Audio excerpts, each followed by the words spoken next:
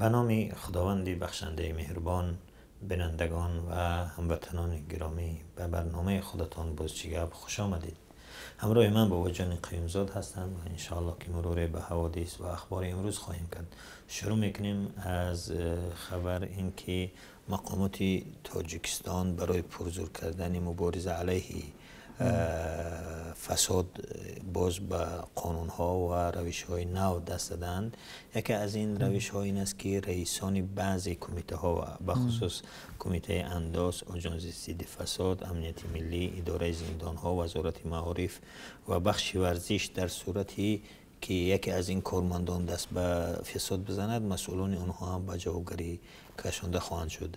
این هم یک راه برای مبارزه علیه فساد هست و به نظر شما آیا این سازگار و کارآمد خواهد بود؟ البته در مبارزه بر ضد فساد شاید این هم یکی از اقدام‌های خوب باشد. به اصطلاح وقتی که یک اقدام مثل قانون‌های دیگری کشور ما که قانون‌های خوب هستند، مشکل در عملی شدن آنها است. ببینید شما وقتی که صحبت میکنیم درباره مثلا رشوه یا درباره مثلا چیزهای دیگری که در مشکلات دیگری که در جامعه هست، مشکل در این نیست که در این زمینه قانون وجود ندارد. قانون ها خوبن، شاید همین چیزی هم که با وجود آمده است الان تصمیم گرفته شده است در این باره شاید مثلا یک جنبه مثبت داشته باشد، درست؟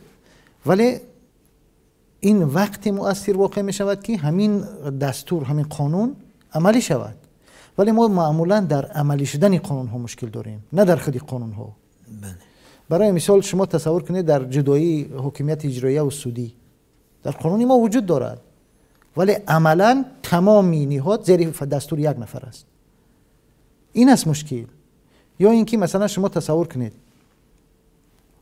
وقتی که در تاجیکستان نزدیکانی وزیران قدرتی برادرانشون با 80 کیلو مواد مخدر دستگیر میشوند، بدون هیچ مشکل آزاد میشوند میروند. این است فساد. مشکل در این چی مگر برای جنایتکاری در کجای قانون آمده است که نزدیکان وزیران یا منصبداران از جوابگری آزاد کرده شوند؟ این نیست البته. ولی باز میگم، تکرار میکنیم که مشکل در قانون ها نیست، مشکل در عملی شدن قانون ها است که متاسفانه در حکومت های دیکتاتوری و در حکومت های جهانی سوم ما همیشه شاهد این مشکل هستیم که قانون ها عملی نمیشوند، نه اینکه قانون وجود ندارد. همین قانون های ما خیلی قانون های خوبی هستند اگر عملی شوند. این هم ادامه همون است. به نظر من درست است چه گفتید، اگر این هم عملی شود خیلی خوب است. مثلا اگر آژانس ضد فساد یک کارمند شود، رئیس آژانس ضد فساد هم به این یک کار خوب است. ولی اگر به طور ریشه‌ای اگر فکر کنیم، اصولی فکر کنیم، این راه‌های جزئی هستند. البته یعنی ولی راه‌های اصلی فساد خیلی زیاد است. یکی این خشت‌باربازی، وقتی که منصب ها بر اساس خشت‌باری، نپاتیزم اختیار می شوند یا منتخب می شوند، دیگر اون وقت میخواهید نمیخواهید فساد ریشه می دواند. مثلا تو وقتی که منصب ها انتخاب نمی شوند بلکه تعیین می شوند، مثلا رئیس های ناحیه ها، رئیس ولایت ها، اینا طبعا وقتی که اون مجبور است که اونی که او رو تعیین کرده است یعنی اون رو گوش کند، نه اینکه اون مردمی که اون رو انتخاب کردن. یکی از همین دعواهای یا طلبهای حزب نهضت اسلامی هم این بود که رئیسای ناحیه ها و رئیسای ولایت ها و اینها هم انتخابی شوند، نه تعیینی. یکی از همین راه ها همین است. یعنی به هر حال یک چی خوب است، یک قدم خوب است، ولی به نظر می رسد که اینها کافی نیست. زیرا اینکه مسائل را در ریشه باید دید، نباید مثلا اون جزئیات در اینا رفت. ما بسیار مشکلاتی داریم که مثلا مسئله نپوتیزم، خشت‌باربازی، مسئله این دیگر گفتیم که انتخابی بودن، تعیینی بودن اکثری مسئولیت ها و چی دیگر به نظرم یعنی تأثیرش کمتر هست. مسئله دیگر هم هست. اگر واقعا نگاه کنیم، مشکل سر این است که تا اگر برای مثال در وزارت معارف میایند و تمام یک معلم بیچاره را به خاطر یک چند سامانی که از یک طلبه میگیرد فساد زده و نمیدونم با زندانی و اینها میبرند. خب شما تصور کنید که معلم در اکثر مکتب ها چنین است که وقتی که ما با بعضی معلم ها صحبت میکردیم که چرا همین مثلا شما این خودتون را بی ارزش میکنید، میگه معلم ها دستور داده میشوند از طرف مدیران مکتب که یک مقدار پول معین با دیرکتور هم باید بسپارند اونها از طلبه ها وقتی جمع میکنند. یعنی ببین از دوله مدیر هم باید جدا شود. یعنی ببین مشکل در کجا است. وقتی که از طرف دیگر همون مشکلی که شما گفتید که نپاتیزم باشد، طرف دیگری مثلا هم این است که منصب ها فروخته میشوند. وقتی که یک وزیر میاد میگه که من اون قدر پولی که دادم برای این منصب باید اون پول در بیارم، اون پول بگیرم. بعد چیکار میکند؟ یا که رشوه میگیرد یا اینکه بودجه دولت را غارت میکند. اونم فساد است، اونم کروپسی است. و اینکه شما تصور کنید برای مثال امان الله حکوموف وقتی که هیچ کس نمیتواند معاش 8000 سومانه او را تغییر بدهد، این برای چی است؟ چرا؟ انا همون نپاتیزمی که شما میگید دقیقاً همین است. چون اون نزدیک پرزیدنت است، خیش تبار پرزیدنت است، هیچ کس نمیتواند با اون حرف بزند، نمیتواند نفقه‌اش حتی نمیتواند کم کند. درست؟ ولی اگر یک بیچاره دیگر باشد چی بلایی بر سرش میارن. و حتی به نظرم خود پرزیدنت هم در این مسئله دخالت کرد و از این کار انتقاد هم کرده بود و نام خود حکومت الله حکوموف رو هم نیز گرفته بود.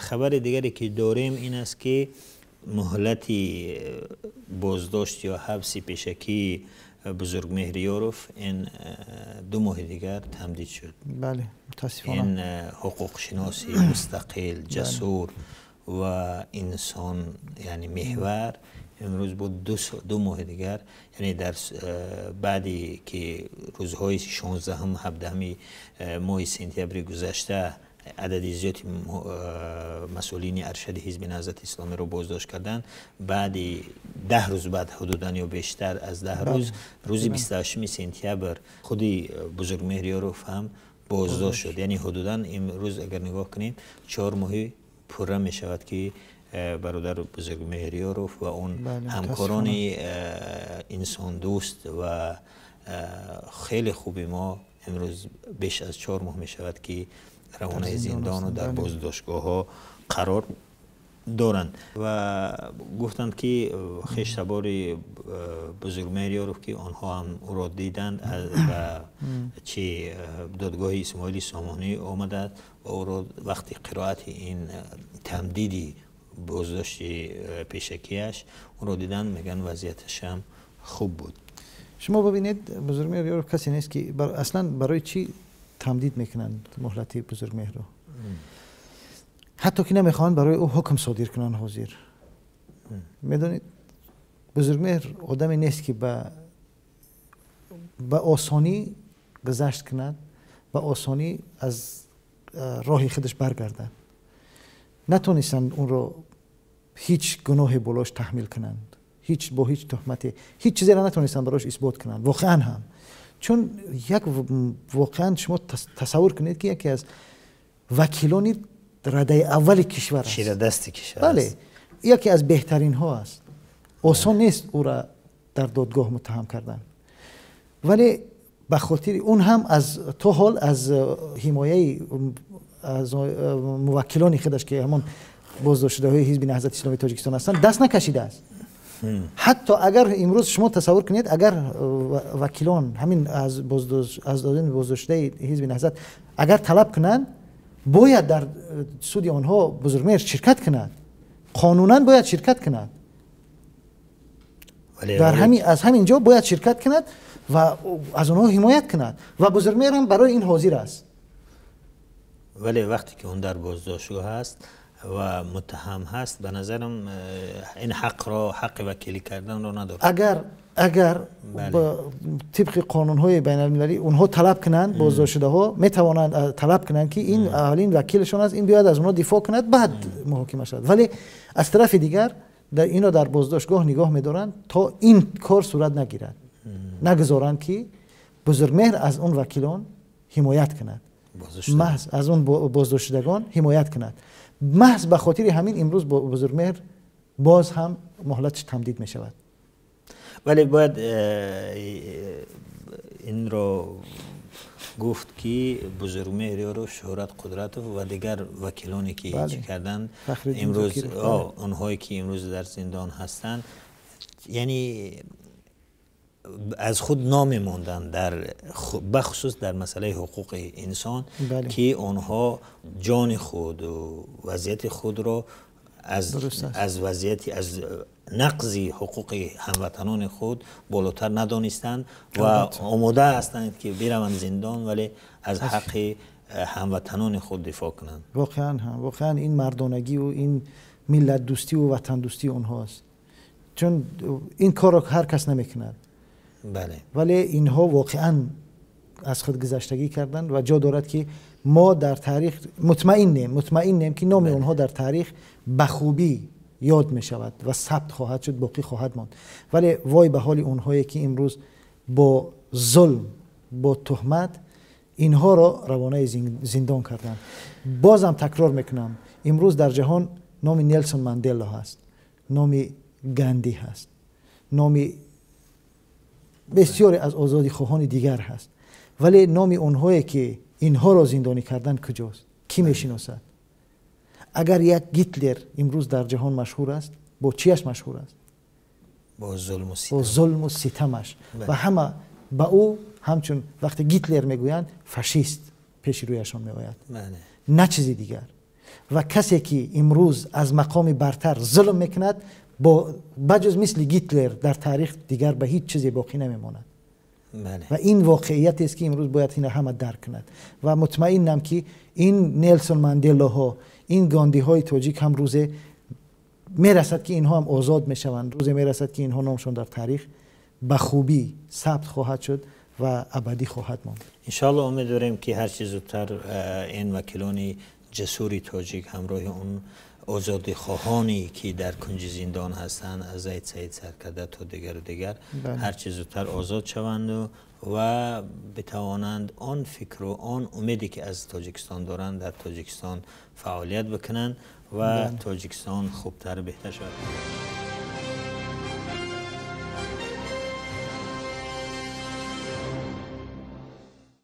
خبری دیگر میریم به طرف روسیه. مسئله مهاجران تاجیک، باز متاسفانه یک دخترچه 1 ساله و 3 ماهه تاجیک در سن پترزبورگ به دلیل بی‌عملی و یا کم اهمیتی طبیبان آن کشور جان خود را از دست داد. من اینجا چی را میخوانم از این که حتی رسانه های روسی هم گفتند که در مسئله این دختر واقعا به اهمیتی صورت گرفته است، دخترچه تاجیک، و این مسئله را حتی رن تیوی یک فاجعه نامیده است. یک فاجعه نامیده است و گفته است که این باید یعنی اونهایی که این کار رو کردن به توجهی کردن باید چی شوند، به جوابگری کشیده شوند. ببین مسئله حتی این هم هست که این دختر چرا در سری وقت به بیمارستان رفت؟ به سبب اینکه پدر و مادر اون چیای رسمی نداشتن، یعنی اقامتی نداشتن و این سبب شد. و این هم در حال هست که بعضی سیاستمداران روس میخواهند که این یاری تجلیلی اولیه رو پولاکی کنند که به نظرم این واقعی که حالا این حادثه نشده است، این چنین واقعه ها، چنین حادثه های فاجعه بار بیشتر خواهند شد در صورتی یعنی تصویبی چنین قانونی. ببینید یک طرف قضیه این است که ما مثلا پدر و مادر این حجتگذاری رسمی نداشتن، مشکل داشتن در حجتگذاریشان، برای همین نتونستن اون کودک را به بیمارستان ببرن. یک بار بیاید حکومت ما حداقل این 10 بار مثلا حزب نهضت اسلامی تاجیکستان پیشنهاد کرد که یک وزارت مهاجرت تشکیل کرده شود که مخصوص فقط برای کار مثلا کارش با مهاجرین باشد و در این سمت فعالیت کند. خب بیاید حکومت ما کجاست؟ سفارت ما اینا کجا هستن آخه؟ یک بار بروند درخواست کنند که حداقل در حالتهای ضروری مثلا یک توافق بین اینها باشد که دیگر کودکان از به خاطر یک چیزهای بی ارزش جانشون از دست ندهند. آخه جان انسان نخواهد اینقدر بی ارزش باشد برای اینها. عمر علی رفت، صدها هزارها مهاجر دیگر رفت، جوانهای بهترین رفتن، تا 80 ساله هامان رفتن در اینجا از دنیا میروند به خاطر فقط یک چیزهای بسیار بسیار بی ارزش و مخصوصا این بی‌عملی طبیبان، این بی‌عملی حکومت تاجیکستان است. واقعا هم بله شما اشاره کردید به اینکه حزب نهضت اسلامی طلب کرده بود که یک وزارت برای مهاجرین در مسئله مهاجرین تأسیس شود، ولی حکومت بعد این خدمات تأسیس داد و آیا واقعا خدمات اون مسئولیت اون صلاحیت هایی که دارد، اون وظیفه هایی که در قبال مهاجرین دارد انجام میدهد؟ ببینید وقتی که یک نهاد تشکیل می شود باید که کار نهاد به دست اهل همون ساحه سپرده شود، درست؟ ولی وقتی که میآیند اونها، برای مثال میگم، اگر همین خدمات مهاجرت تشکیل شد درست قبول، ولی در خدمات مهاجرت کیها آمدن روی کار؟ در خدمات مهاجرت به جای اینکه کارهای دیگری بکنن در داخل با مهاجرین میروند با پاسپورت فروشی و با دیگر کارها مشغول میشوند. که ما گویا که برای مهاجرین این کار رو میکنیم، برای اونها پاسپورت میدیم یا این کار دیگر کار میکنیم. ولی شما ببینید چرا در وزارت مهاجرت خود مهاجران به کار گرفته نمیشوند؟ خوب برای مثال کرامت شریپوف شخصیتی هست که در زمینه امور مهاجرین خیلی خیلی فعال بوده است و تجربه خوبی دارد. عبدالله دولت اینقدر با مردم سر و کار گرفته است، اینقدر با مردم مهاجرین سر و کار گرفته است و با آنها از نزدیک با مشکل آنها شناس است که واقعا اون انسان درد دارد در دلش. وقتی صحبت میکنی درد از تمام وجودش احساس میکنی. حتی خود عبدالله دولت در رسانه‌های محافل روسیه هم خیلی جایگاه پیدا کرده است. در محافل روسیه هم، در حکومت روسیه هم، از به خاطری که یک طبیب شناخته و این است، اون جایگاه دارد، اعتبار دارد. ولی یا اینکه مثلا عزت امان که با کمک مهاجرین زیاد رفته است، مثلا با اونها همکاری نزدیک دارد، با مشکل مهاجرین بسیار شناس هستند. چرا اینها در خدمات مهاجرت به کار گرفته نمیشوند؟ و باید یک نفر از خیش یک نفر فلان باشد و اون باید بیاید مسئول شود.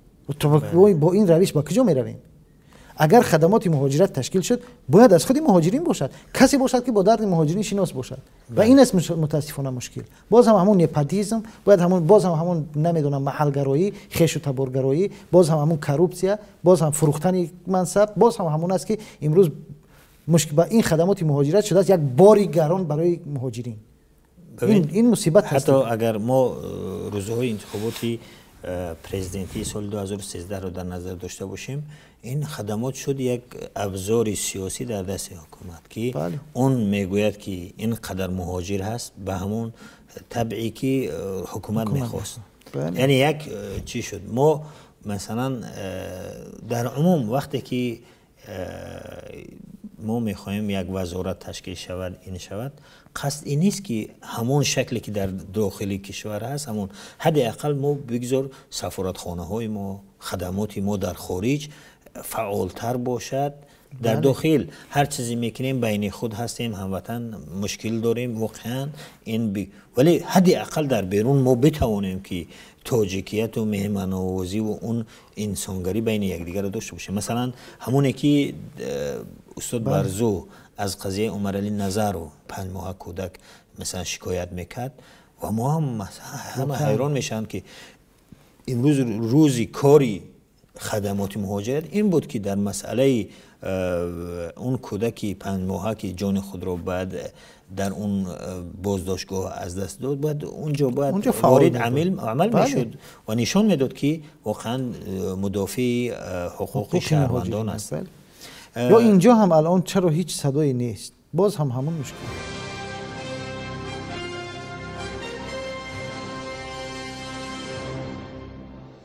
خبر دیگر این است که برق تاجیک همون قرضدار رقم 1 از انداز باقی مانده است. یعنی حدود بیش از 140 میلیون سامانی از انداز قرضدار است. ما باید واقعا هم انداز رو بعضی ها فکر میکنن که انداز اصلا جیب مردم است. یعنی از اون انداز میرود پول مثلا دکترهایمون، پول معلمهایمون، بعضی کارهایی که هستن، یعنی اون از پول مردم جیب مردم جمع می شود. ولی نمی شود که ما مثلا دیدیم که وقتی پیشتر چند وقت پیشتر دیدیم که برق تاجیک، حتی پارلمان تاجیکستان سنگ توده یک رو به خاطر قرضهای برق تاجیک بیش از 1 سال از انداز آزاد کرد. بله. این یعنی آزاد کرد معناش این است که اگر مثلا 200 میلیون انداز کم شد، مجبور هستن اون 200 میلیون از کی بگیرن؟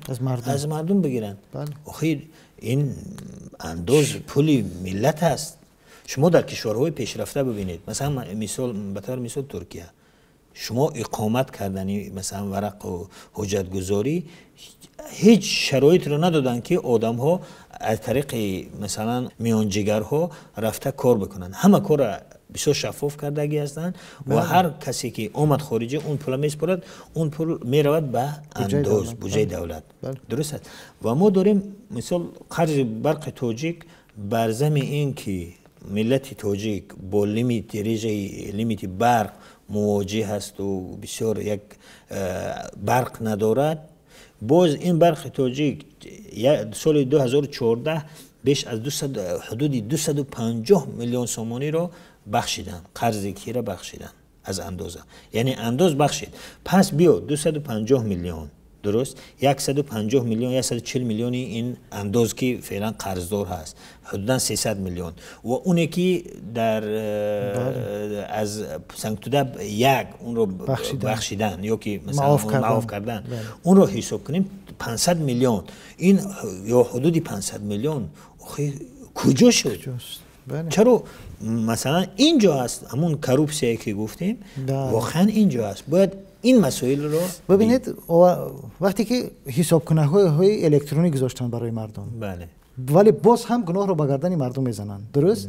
ولی در حالی که مردم دیگر نمیتوند هیچ کس هیچ کاری کرده، واقعا هم از مردم رو به اصطلاح مردم بیچاره رو اینقدر ظلم کردید، اینقدر میکنید که دیگه مردم هیچ کس نیست که با همون پول برق نپردازد، مردم همه پول برق میپردازد، درست؟ ولی شما تصور کنید چی است که در برق تاجیک میاد مسئول فروش برق یک نفر دیگر میشود، اون هم از نزدیکان پرزیدنت،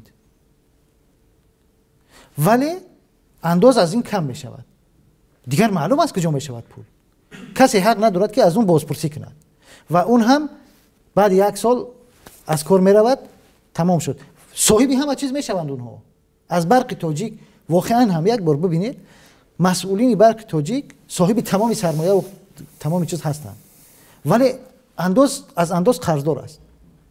چرا برق تاجیک مسئولینش صاحب کارخانه و ماشین و قصر و کشک هستند، ولی انداز این خیلی اونو از کجا پیدا کردن؟ پس بله، یعنی حاضر ما اگر نگاه کنیم همین مثلا کروپسیه باید بیاد بگید که بسیار خوب برادر شما 140 میلیون قرضدار هستید، پول کجا شد؟ بله. شما 250 میلیون، حدود 250 میلیون سال گذشته شما مثلا بخشیده شد. بله. این کجا شد؟ این نوع از کجا؟ مسئله دیگر که اونی که سنگتای یک رو انداز آزاد کرده به خاطر جبران کردن قرض. آخر این در حالی هست که اینها چیزهای رسمی هستند، اون حسابهایی که غیر رسمی هستند باز بیشتر از این بیشتر هستند.